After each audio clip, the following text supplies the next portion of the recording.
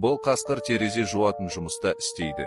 Осы районда терезе жуу айлығы аз төленетін жұмыстардың бірі еді. Әдеттегіде ол терезелерді жуып жатқанда ғимараттың ішінен жұмыс істеп жүрген топ қойларды көреді. Мұндай майлы қойларды көрген қасқырға жақсы ой келеді.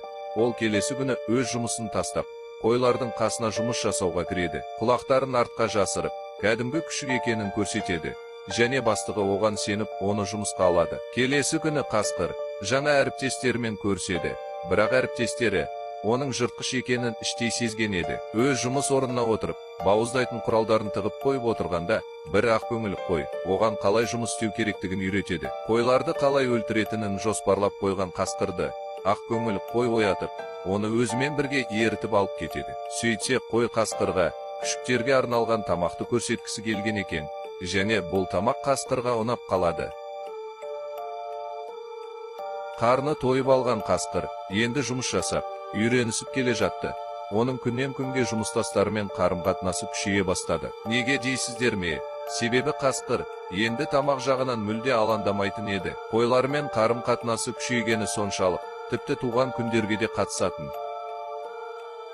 Сөйтіп, 30 күнде өтіп кетеді де, қасқыр ең бірінші жақсы айлығын алады. Соған орай, қасқыр өзінің әріптестеріне олардың жақсы көретін жемін, яғни 40 қабатты бәріне алып таратып береді.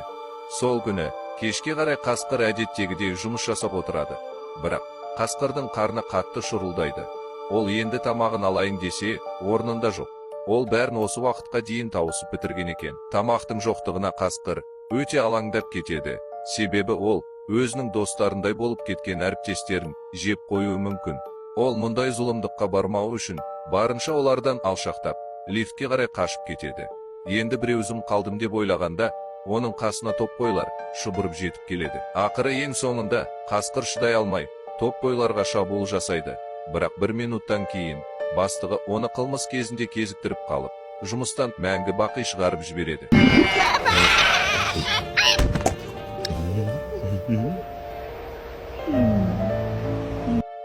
Енді қасқыр сол баяғы жұмысына қайта оралады.